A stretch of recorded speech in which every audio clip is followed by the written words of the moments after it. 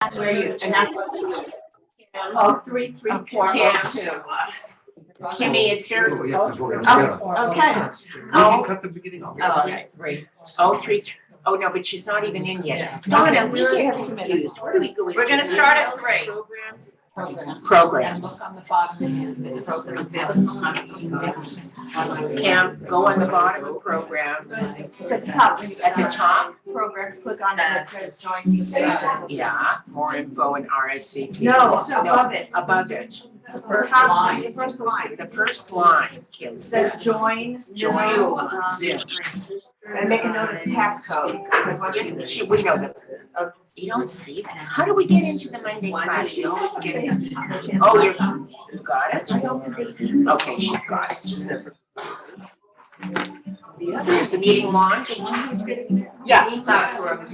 Myrna is Myrna's first time.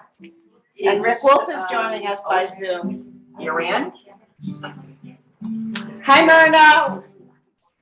Welcome, welcome. Hello. Good to see you. I'm glad you found your way in. Yes, thank you. 33402. They have access to this. I'm gonna turn my, No. Well, we're having a Hanukkah party. Today's the last day of Hanukkah. And it's my father's yurt site. What is the timeline? Yeah. Just so I can do a PDF of it. I see your name. Where's your house? What? Oh, there she is. Okay, goodbye. It's 3 o'clock. It's 3 o'clock.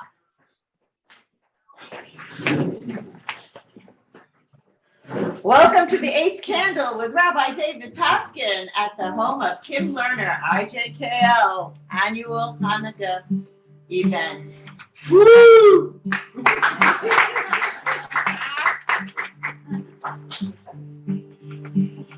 Can I ask what, if there are any rules about, since we're doing hybrid?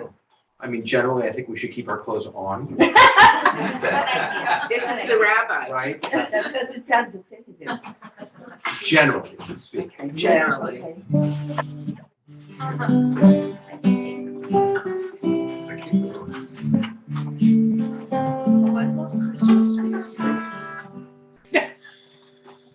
That was Hanukkah. What are I you was talking thinking about? Noel. I know all those songs. Okay. No. You know what I've been listening to on loop?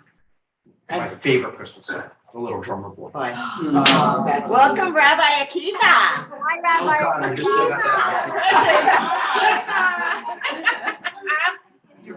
that. Great. Perfect, perfect. so nice. Rabbi, say hi. Hi, Duvidal and crowd. Don't let me interrupt. I'm just here to sit back and enjoy. Late. Yeah, I was just gonna say, Too late. I see your guitar in the background, too late. Good to see you, David. Good to Do see you wanna you. lead us in do you wanna do a nigun or something? No, not at all. I'm here to sit back and seep it all in. Okay. That's right. So we're gonna go back and forth, sing a little, learn a little, sing a little, learn. Hanukkah, Hanukkah, Yafekoka, or Habib, Misabib, Keleyaneva, Hanukkah, Hanukkah, Sibi, Bon, so, my heart is back, so. It's the very top of the song sheets on the left-hand side. Hanukkah, Hanukkah, Yafekoka, or Habib, Misabib, Keleyaneva, Hanukkah, Hanukkah, Sibi, Bon, so, my heart is back, so. Oh Hanukkah, come light the menorah. Let's have a party, all dance around. Around the table, give it a treat. See people to play with the blood and to and while we are playing, the candles are burning.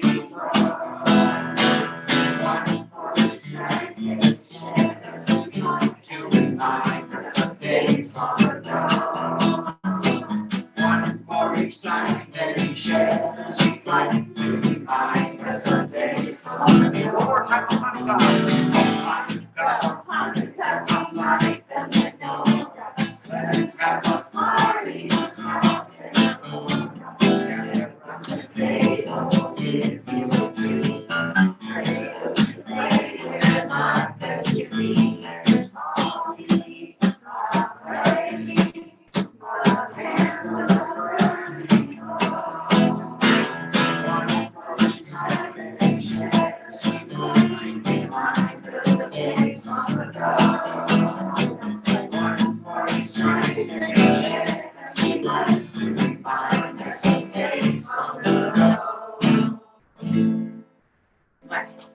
So, hi, Hanukkah Sameach.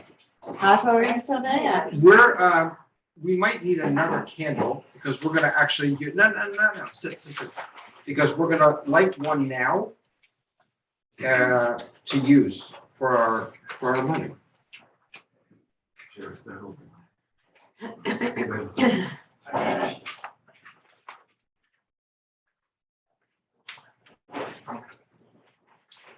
And I lit it now. Oh, thank you. Just in case it burns all the way down. I don't know. I lit it now because we're going to use this light to guide our learning and our reflecting today. There's a Hasidic meditation on the 5 levels of soul that we have within us that correspond to the 5 levels of, or the 5 aspects of a flame. But we're going to go back in time, pre-Chassidut, and study some Kabbalah about the flame and the candle and what it might reflect and what light it might bring into our lives today. So I want to invite you to just, is there a way actually to very easily kind of turn these lights off just for a There's moment? a dimmer. Oh, Debbie, so good to see you. There's a dimmer on that. Amazing. Thank you so much. So I want to invite you, and if you don't, if you can't see this flame comfortably, or if you would like to light a flame at home, you're welcome to. Any flame will do. It should be a natural flame, not an LED lamp. So I want to invite you. I'm going to get out of the way in a moment so you can see it. see. But I want to invite you to just sort of take a look at it. Yes, it's small. If you need to see in the back, you can stand. And just sort of, what do you see? Both physically, spiritually, maybe. But what's here? Like, what is a flame? Color. We no, don't say it out loud. Hold on. Right? Just what is it? I mean, they're everywhere. We see them all the time. But what is it? What is a flame? And I'll what's it called when you tell the answer ahead of time? Rhetorical. No. Oh. Spoiler alert. It's more than you think it is. So take just a minute.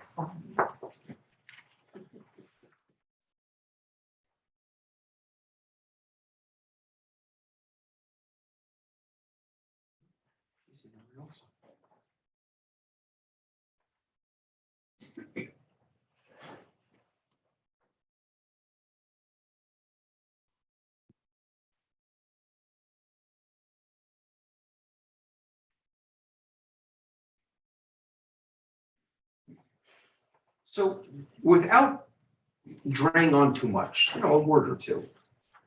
What is it? What is a flame?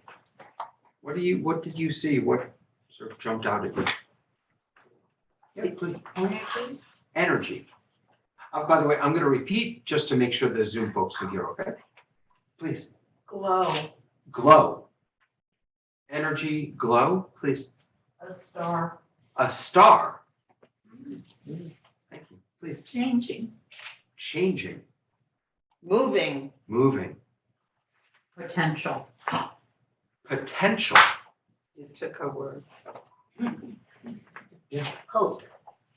Hope. Well, now we're going into the distance, right? Yeah, Now but we're you can see straying it's a far. wick. No complaints. I love wherever we go.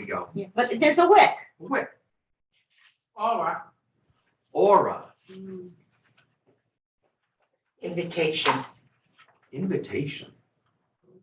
I have a word that some of you probably don't have because I'm sitting closest to the candle. Heat. Warmth. Yeah.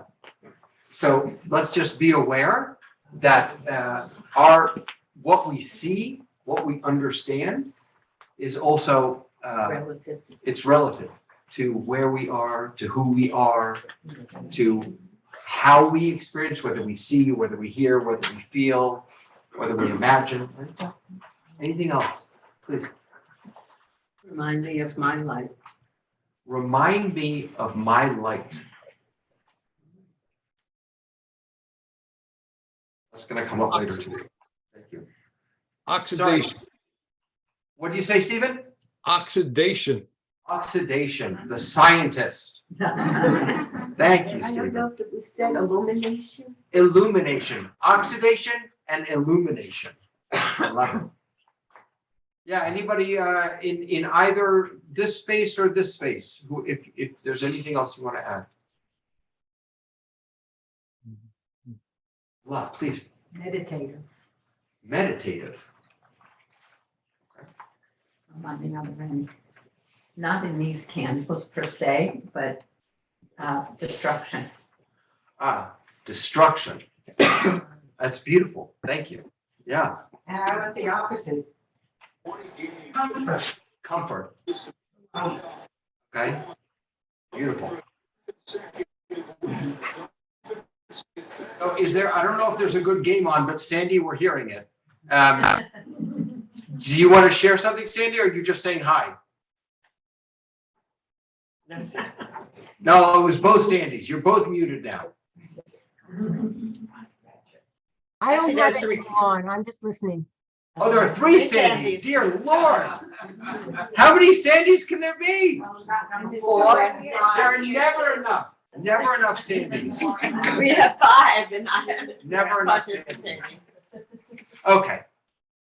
So whichever of those words was your own or perhaps resonated with you, I want to invite you to carry that with you today and see if our learning either connects to that word or draws out something different for you. And we're going to go into, since this is the darkest time of year, and we Jews, and in fact all human beings, are being quite contrarian by bringing so much light into the world at the darkest time of the year, I'm going to also be contrarian and do what I'm least comfortable doing, which is learn a little Kabbalah with you all. I was hoping that Rabbi Akiva wouldn't be here for this, but he's here, so I'm just gonna have to suck it up. Hey, Rabbi, you know that my daughter is joining you in Israel in 2 days, right? Yeah, she's making Aliyah on Tuesday. Oh, Mazel, wow. Mazel wow. Mazel wow. David, it's a Hanukkah miracle. It is. It is. I had 2 of my favorite people in Israel. 2 of my favorites. All right. Can I bother you to flip the light switch for us again, just so we can see the text that we're going to look at? Thank you so much, But David. not quite all the way because there'll be a flicker. Okay. Nearly all the way. All right. So for those of you who are in our Zoomagogue, I apologize ahead of time that we didn't think about emailing this to you, but we're going to read most of it, so it's okay. You know, Okay. Rabbi? Yes. I couldn't think of the word to express it, but a candle is like a light that burns bright and then extinguishes itself. But I couldn't think of the A word candle is like a light that burns bright. and then extinguishes itself after time. So It burns out. It burns out. stop me from going down the path because this is going to happen to me many times. I'm fascinated how you phrased the last part of that. Burns itself out. It Instead burns of itself. Extinguishes As itself. we get older, our energy Itself. decreases. And so we It's don't just, have it's a beautiful, Metaphor. yeah, But I was trying to think of one word to describe it all. I couldn't do that. that's okay. That's okay. Light. Okay, so let's read a little Zohar. Okay, so I'm actually on the second page now of the study guide, which is a light of unity, a Hanukkah meditation. You know what? If you're in the Zoomagogue and you want to, this is right on Sefaria. you can actually just go to Safaria, and if you search for a light of unity, I guarantee you it'll be the first sheet that shows up. I just realized that. Okay. So we're at the bottom of the back page now. Aval Tachazin. Come and see.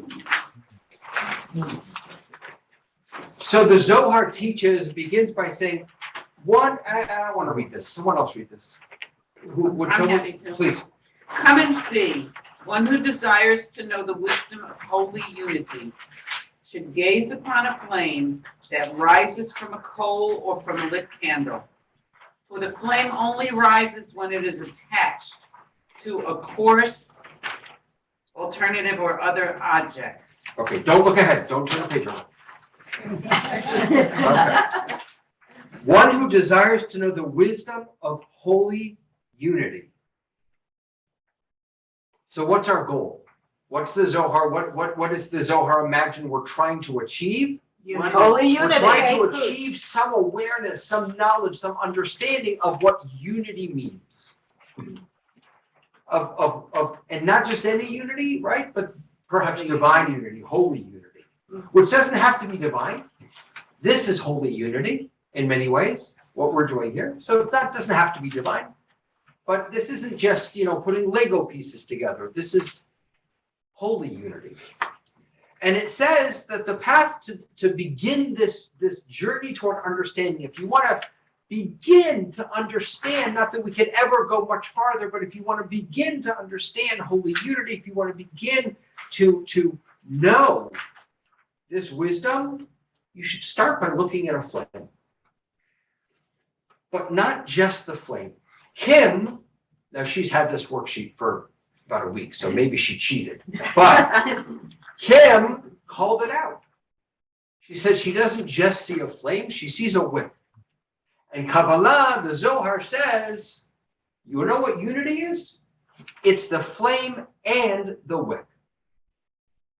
The flame does not exist. It only arises from coal or from something coarse. If you think about a wick,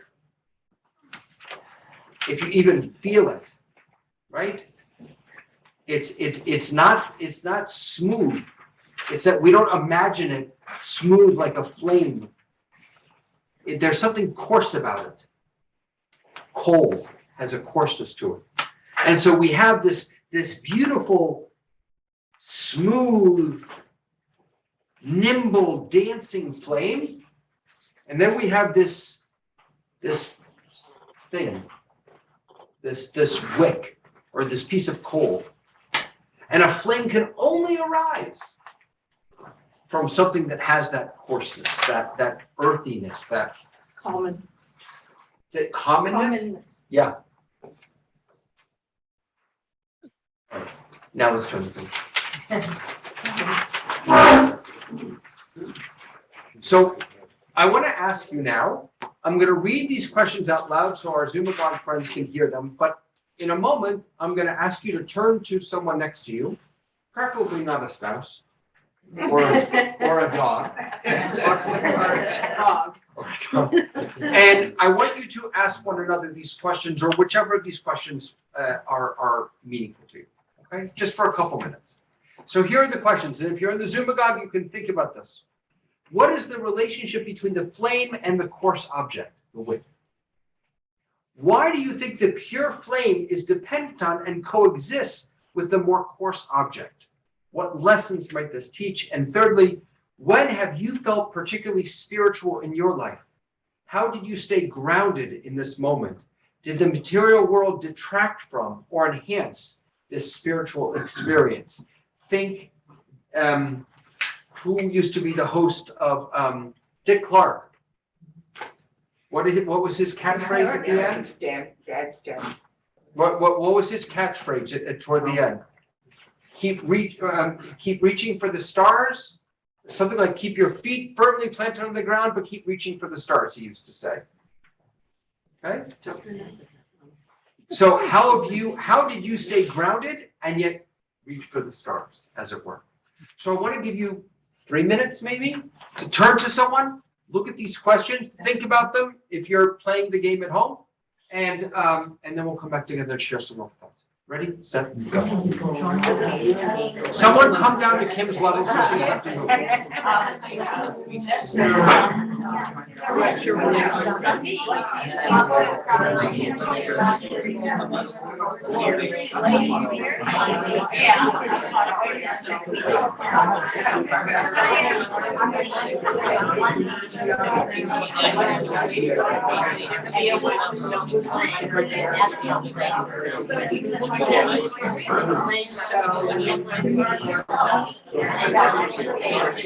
Zoomers, I'm gonna mute us so you all can talk if you want to. Okay? And then we'll come back.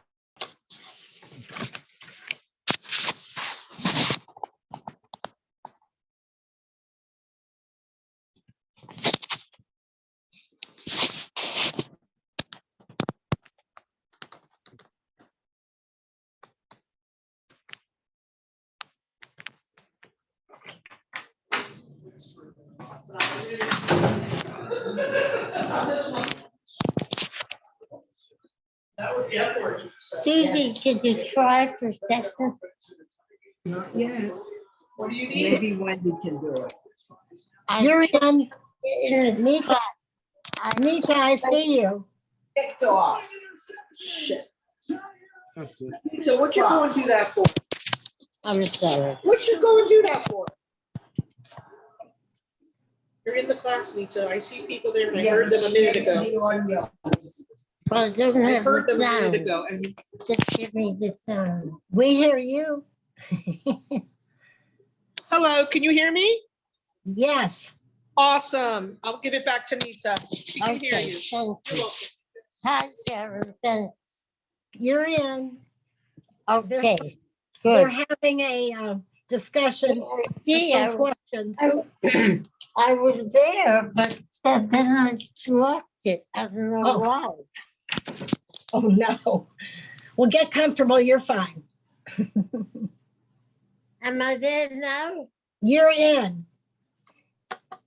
Yes. Do you see the room, the big room with Rabbi David? No, I and didn't see that now. that it's in one of the, okay, if you can change it so that you don't see all of us. I Uh, just see you. Okay. Oh, then wait a minute. It'll be back when it comes back. Because I saw that for a minute and then it left. Yeah, because Rabbi Paskin did something. But if you'll wait a minute, when he starts talking, I have a feeling you're going to see the whole room. Okay, and I'll Don't hear worry. it Yes, hopefully. and they'll hear me. If you're hearing me, then you will hear that. Okay. Karen, Sure. I'm seeing the whole screen and I have it on gallery. When I want to see Rabbi alone, then I switch it to speaker. Yeah, I know. I But know. that's not working right now. Okay. I think that Rabbi Paskin did something so that we didn't hear all of them talking. He muted himself. He muted his party. Yes. Rabbi, can you hear me? He can't hear us either. Rabbi who? What, Rabbi Akiva? No. No, Rabbi Paskin. Or maybe Rabbi Akiva can hear us. I can hear you. Okay, so Rabbi Akiva, hi, it's Sandy Fruit. What are we looking for is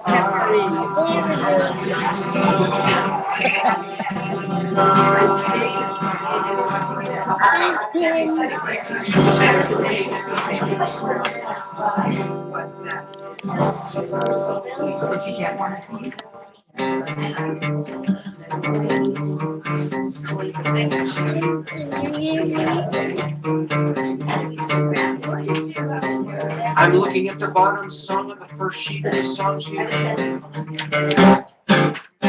I am so mixed up that I cannot tell you.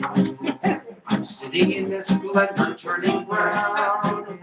I've been friends with the onions and the flour, and the cook is scouting oil in town. I can't be eating the working as I do. I need someone to take me out and cook me, or I'll really end up in a royal stew. I am a lifetime, I'm a lifetime, and I am waiting for Hanukkah to come. I am a lifetime, I'm a lifetime, and I am waiting for Hanukkah to come.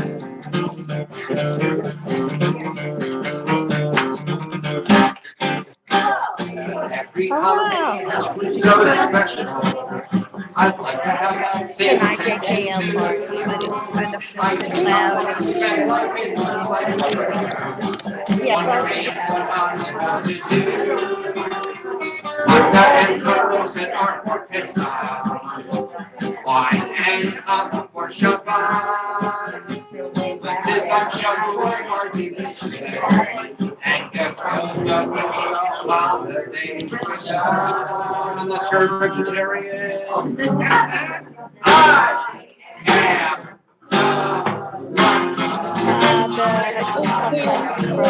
I am in other words, it worked, but there was water. Yeah, but it was really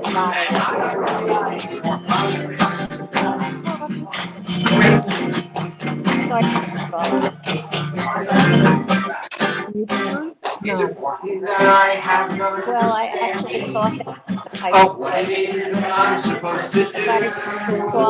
I do not want to spend my oh, did I mess up? Sorry. Wait, I messed it up. Oh no. It's important that I have an understanding of what it is that I'm supposed to do. Yeah. You see, there are many who are homeless, with no house, no clothes, and very little food. Oh, good. So it's no big deal. It's so important that we all remember that we have most of the things we need. We must remember those who have so little. We must know that we must be the ones to be. Ready? I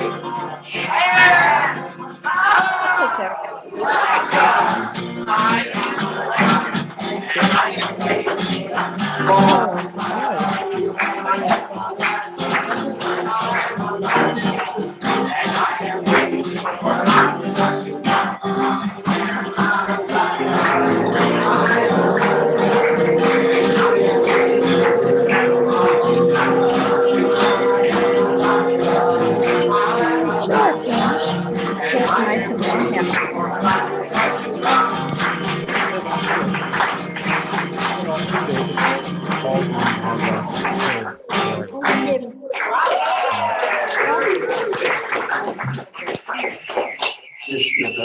What are you watching?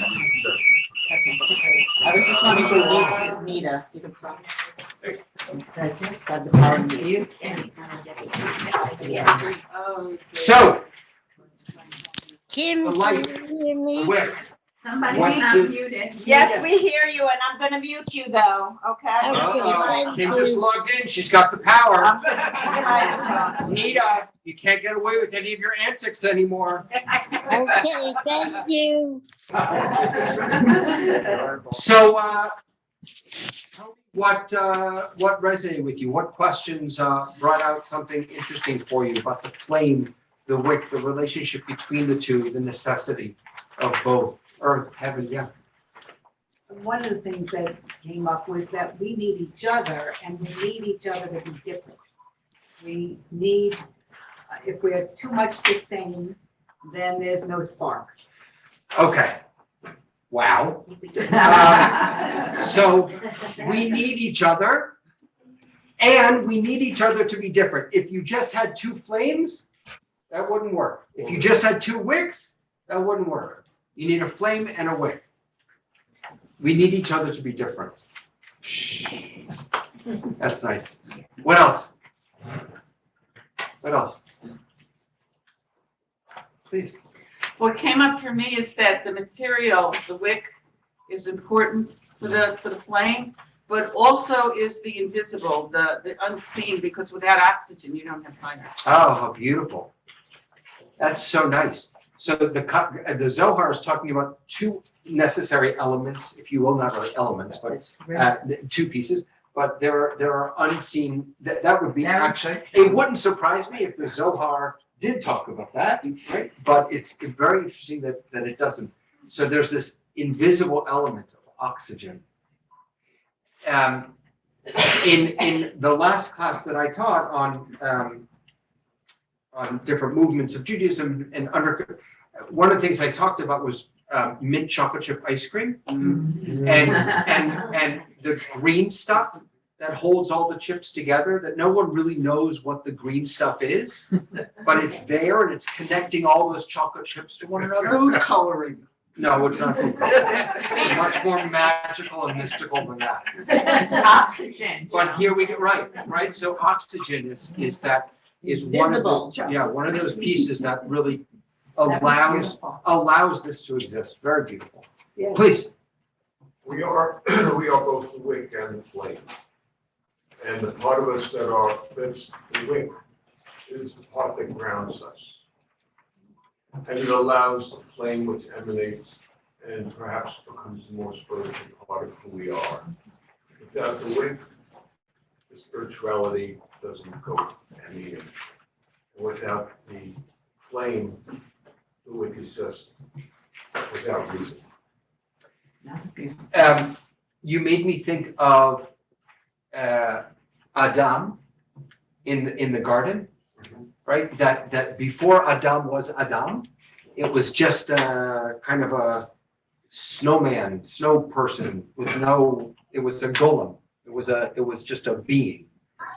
That's the wick, the physicality, the physicality. And that when God blows, when God blows that breath, that neshama into the person, then all of a sudden it becomes animated. It becomes a full human being. And I'm also struck by, without the wick, the spirit has nowhere to reside, no way to perhaps enter into our experience of the world. Without the flame, there's really no point to the wick. Right. That's beautiful. Yeah, that's beautiful. That's so nice. Thank you. Yeah. Anyone else? Even someone behind me. Anyone? Gabby, please mute. Without the flame, there is a reason for the wick, because it's the potential. Who said potential before? Okay. So even without the flame, the wick is important because it represents the potential for something to be lit. That's nice. I noticed that when as the candle burns down and all the wax is gone, there's still a little teeny tiny bit of the wick that remains.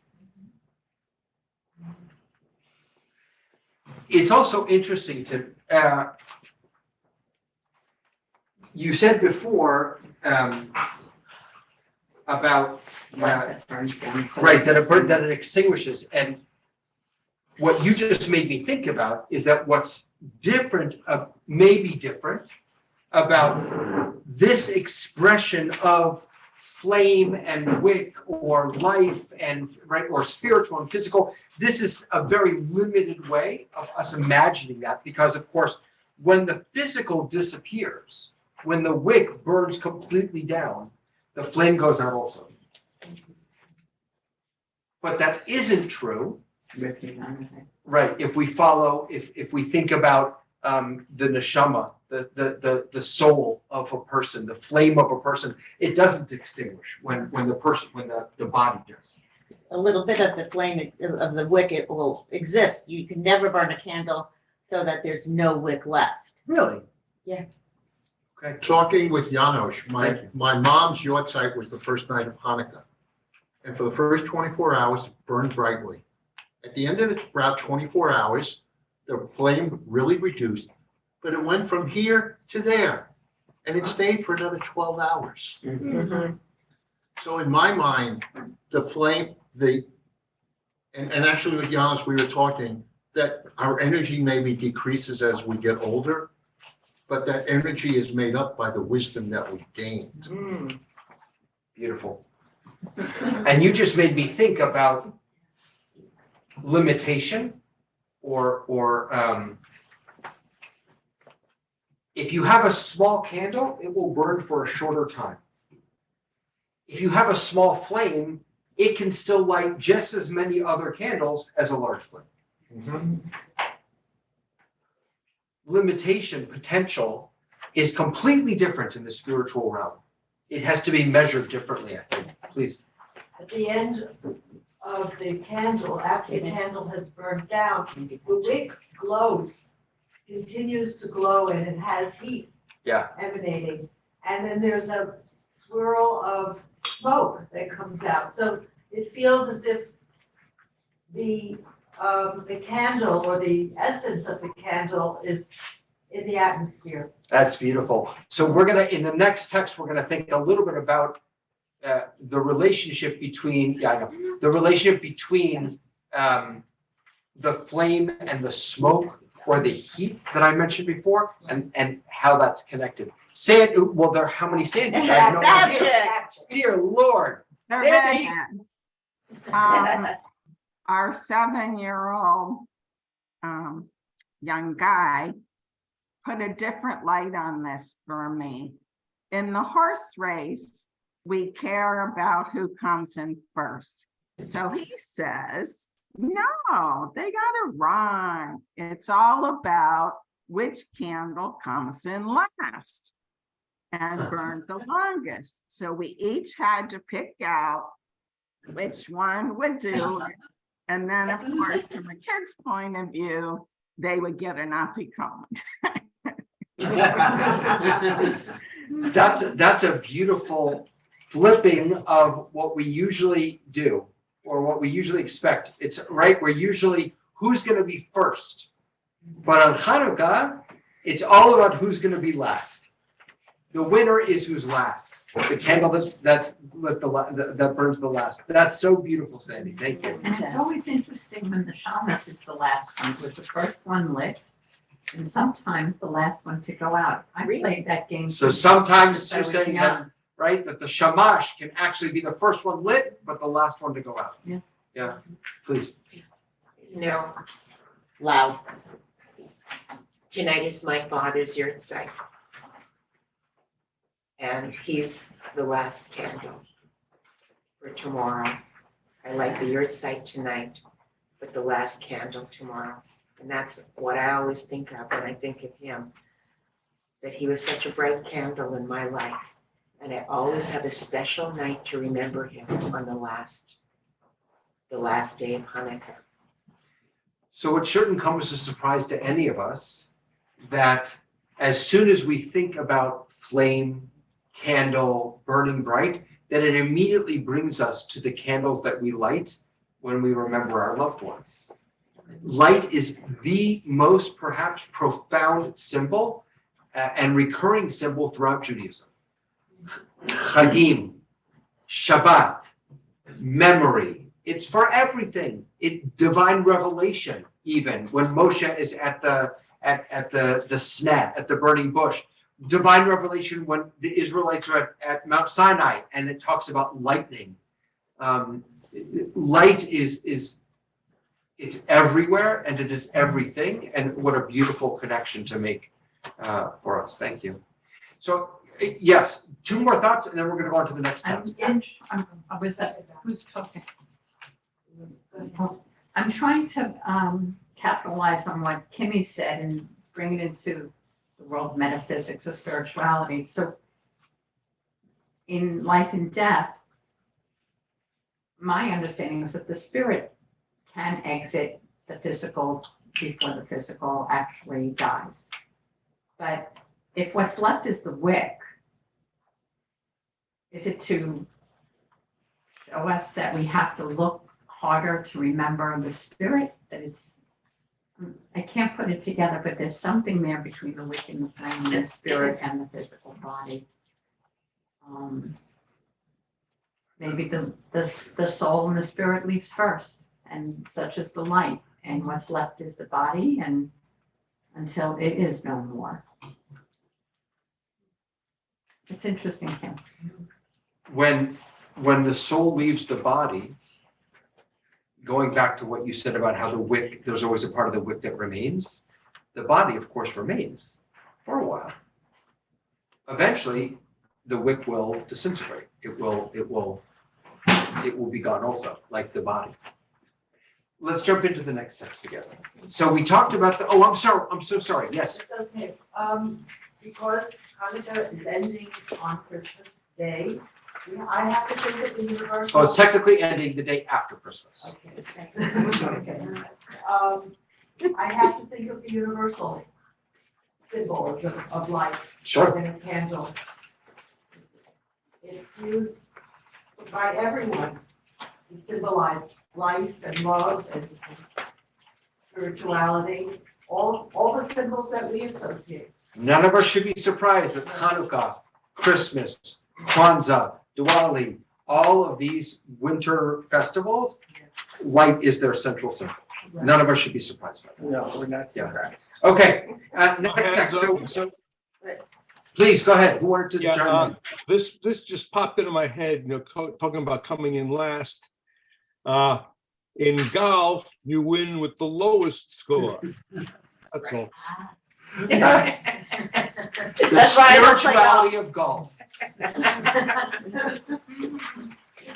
You know what? I would do really, really well in life if it was all about having the lowest score. I'd be fine with that. Okay.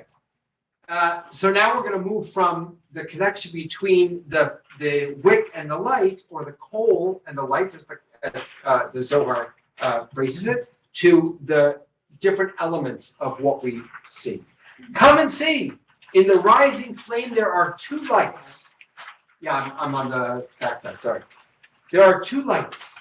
One white, shining light, and one light to which black or blue is attached. So if you look here, or at any flame, the top, I believe, is the white, and then if you look at the bottom, and even inside the white around the wick, there's a blue or black flame also. The white light is on top, and it rises in a straight path, and the blue or black light is beneath it, and it is a seat to the white. The white light rests upon it, and they are attached to one another, forming a single unity. The light that is either black or a shade of blue that is below is a throne of glory to the white light. And this blue or black throne is attached to another object, the wick below it, that kindles it and arouses it to attach itself to the white light above.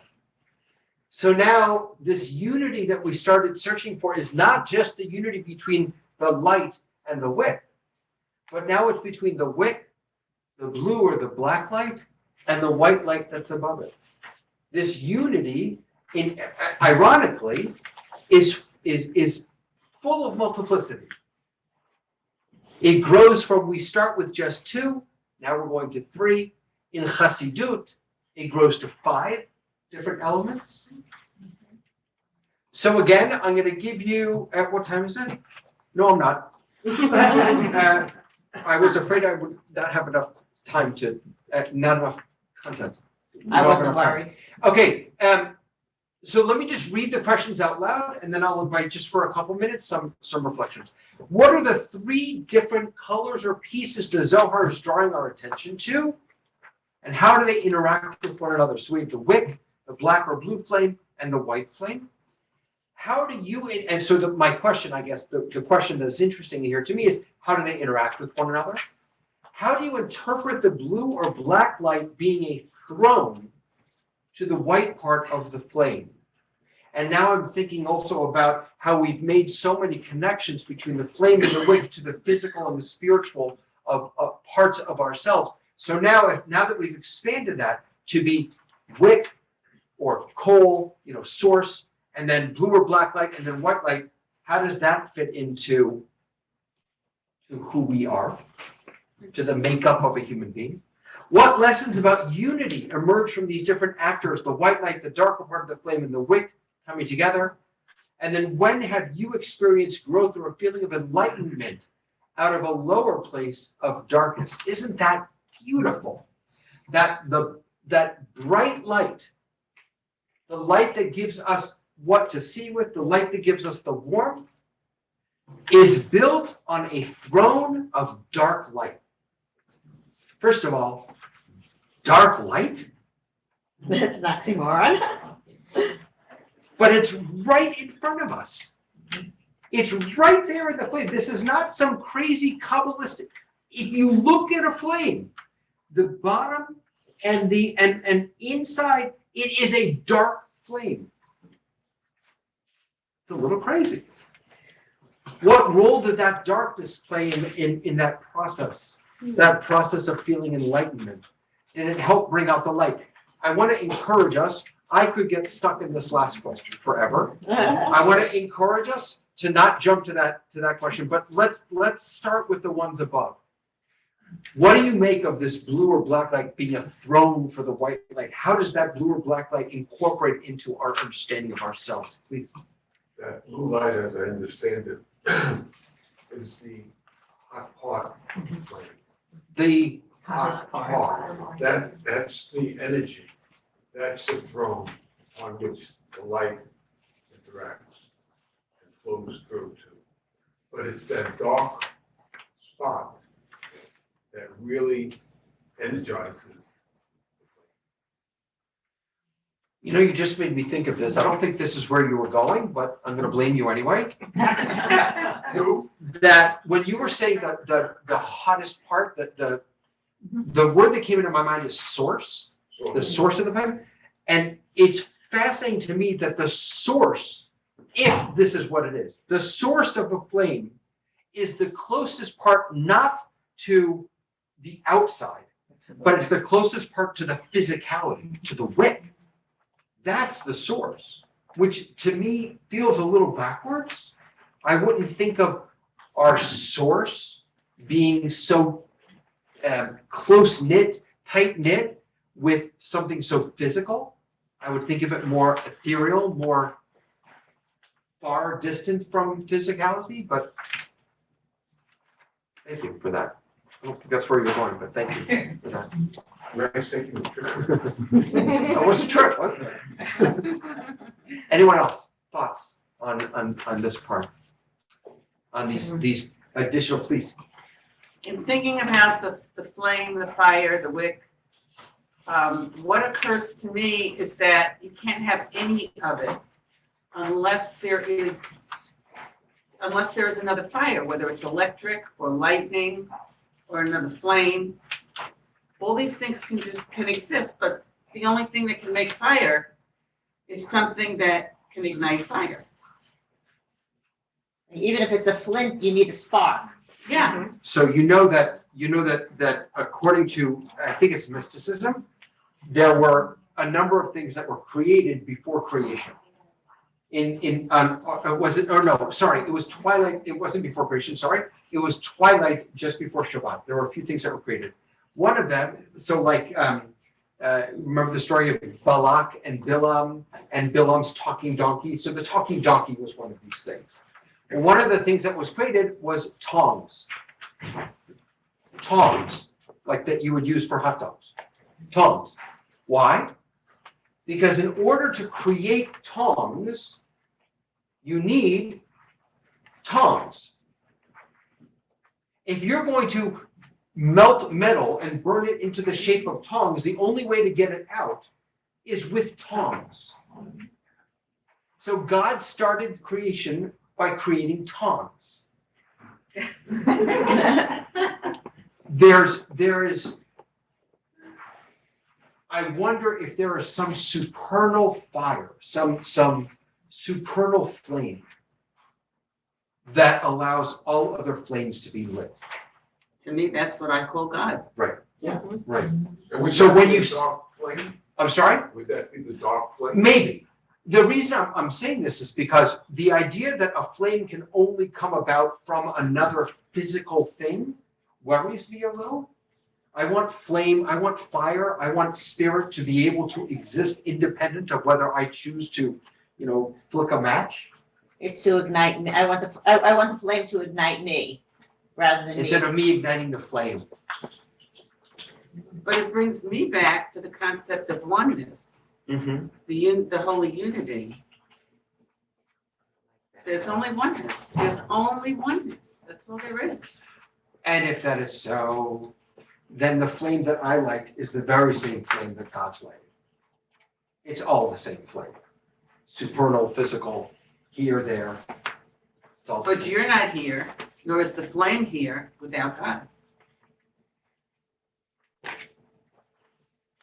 God is the source. And we're not here, the flame isn't here without God. God is the source of all. And I would And all is God. And I would argue, God is also not here if we are not.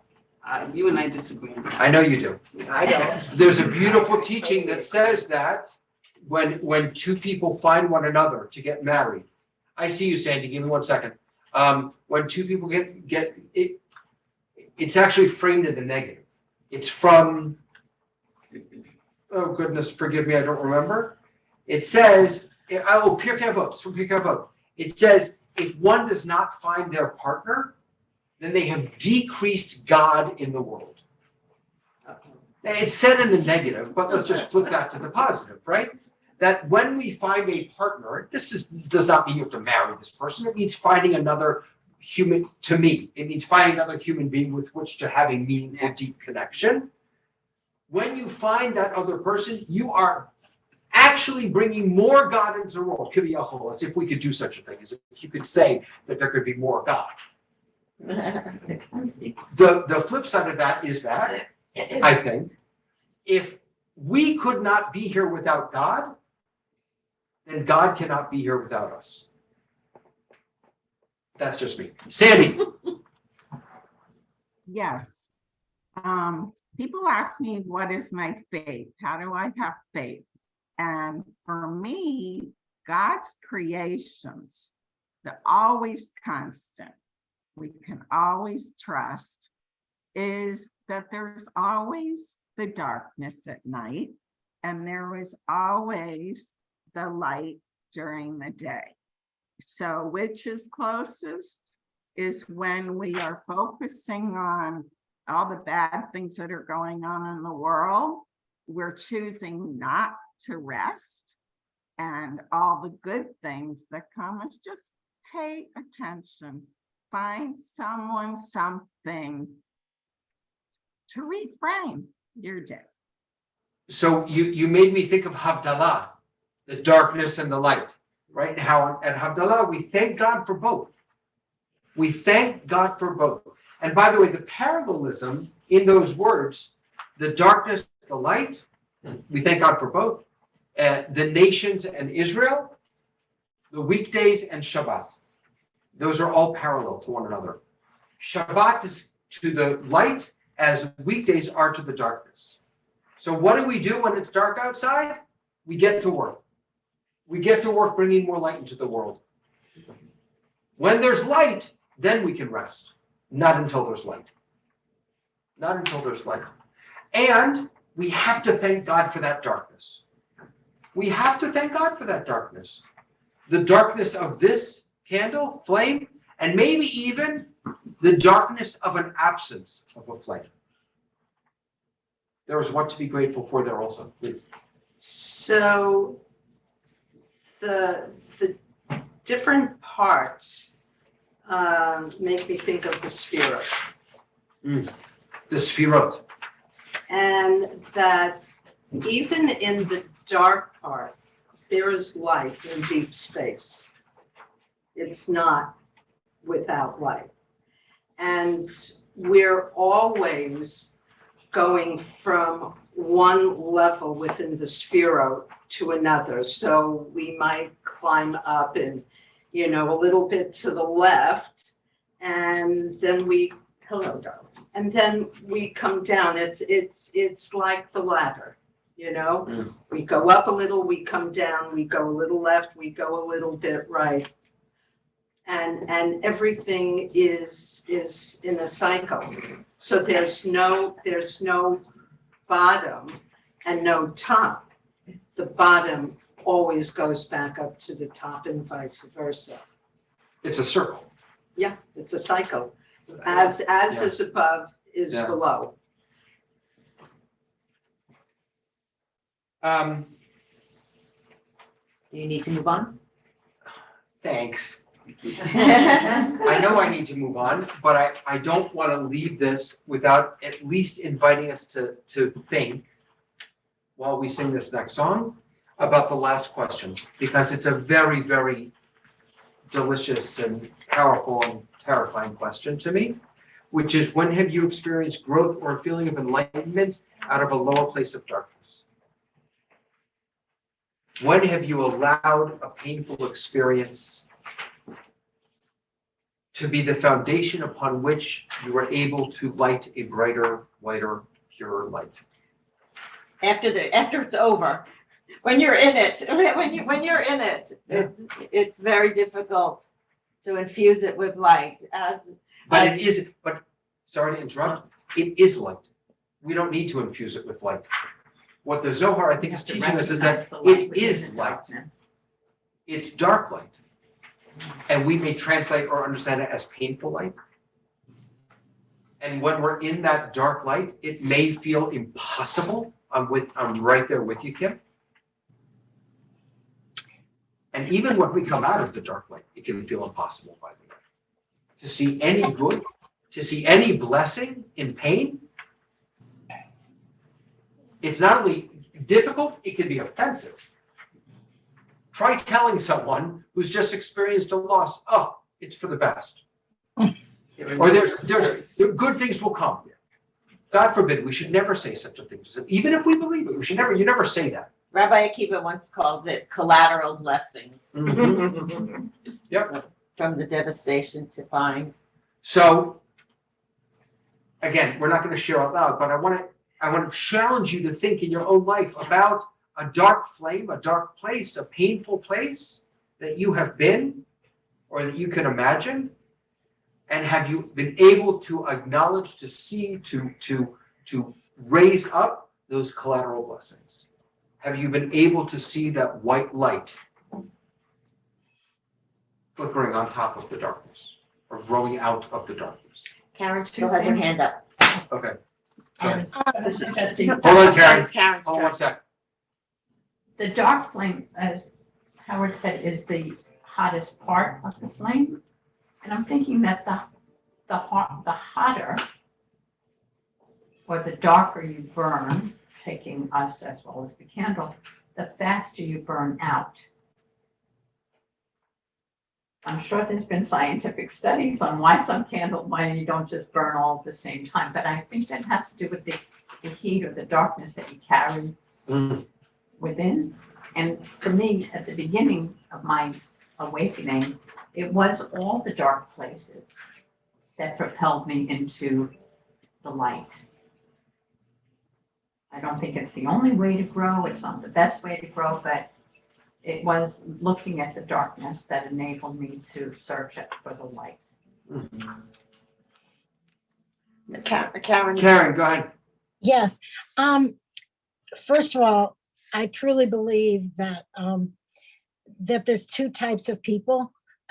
That either you can take what happens during your life and go forward and have it look up, or you just kind of start shriveling up, which is that your light is not burning.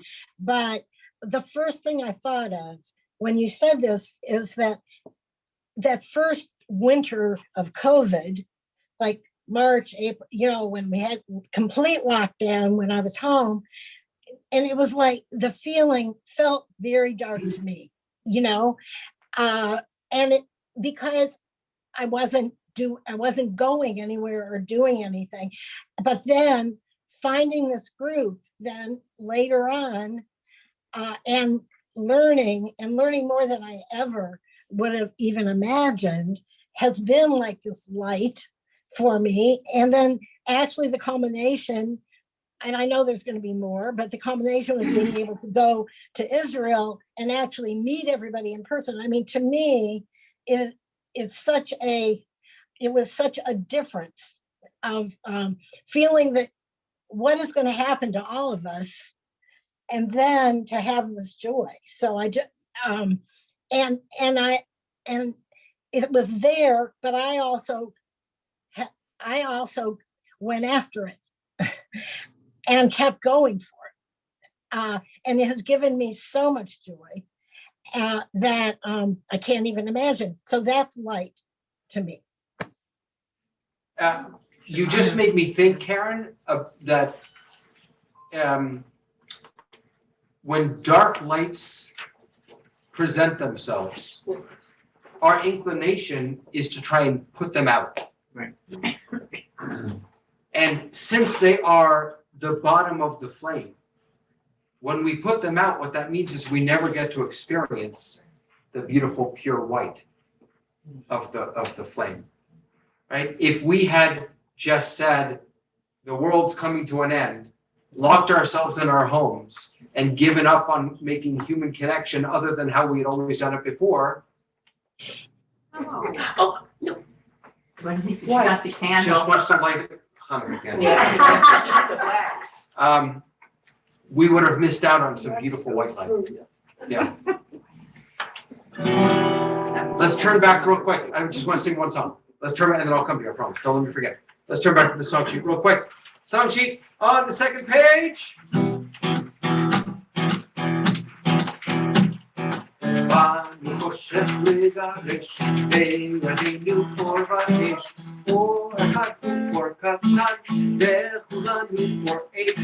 Surah Choshech HaHashor, Surah Mipnei HaOr, Surah Choshech HaHashor, Surah Mipnei HaOr. I bet you don't know this Hanukkah song, do you? No. It's a big one in Israel. Okay? Banu Choshech Legaresh. Look like this. Banu Choshech Legaresh, Beyadenu Or Ba'esh, which means we're gonna get rid of that darkness. Banu Choshech, Choshech is darkness. Biyadenu or Ra'esh, in our hand is the light and the fire. Kol echad hu or katan, every single person is a little light. Ve'chulanu or eitan, and each of us has a light to share. Surah Choshech HaHashor, push away the darkness from the night. Surah Mipnei HaOr, push it away and make way for the light. Surah Choshech HaHashor, Surah Mipnei HaOr. From the very beginning, Banu Choshech, ready? Try to repeat, you can. Banu Choshech Legaresh, Beyadenu Or Ba'esh, Kol Echad Hu Or Katan, Ve'chulanu Or Eitan. Surah Choshech HaHashor, Surah Mipnei HaOr, Surah Choshech HaHashor, Surah Mipnei HaOr. Please. Now? No. I forgot already. All right. You were talking about the dark, when you're in a dark place. What I was going to say is I think it's a choice. And if you have a choice whether to wallow there or to come out. And if you relate it to the light, I see the dark part at the bottom as being your core that stays solid. And that core is what balances you and helps to guide you as you come back to it.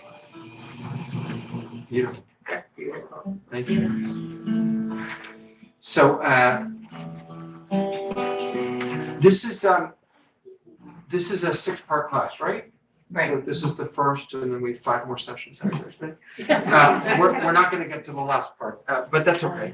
I'll leave it for you. You can look at it if you want. But we're going to light Hanukkah candles here, so that our Zoom goggers can light with us, and then we'll also light over there. Okay? Is there an extra candle I brought over? Yes, right here. I got it right here. there's no way I'm gonna get that shamash out them. No. It's too Don't you much. have tongs? Okay. Don't you have tongs? I could stick it into it, you think? All right. Rabbi, don't you have tongs? We're gonna try. I didn't bring my tongs.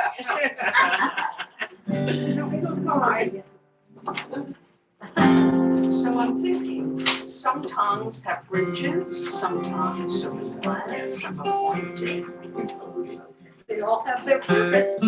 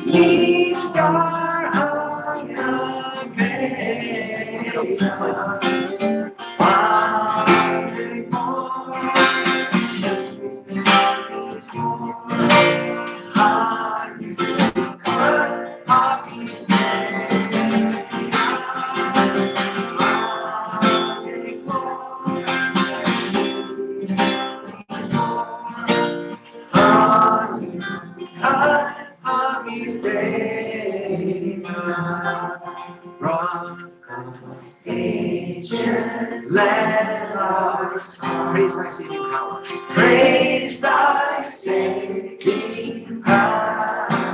Thou amidst the raging flood. What's our sheltering?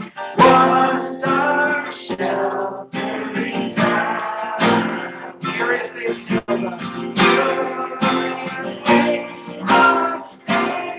What thine arm availed us. What thine arm availed. And thy word broke their sword. When our own strength failed us. When our own strength failed. Thy word broke their sword. When our own strength failed.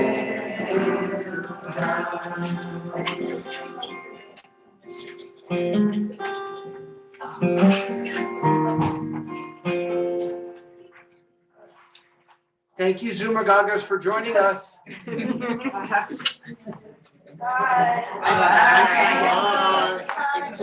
Start showing me instead of you.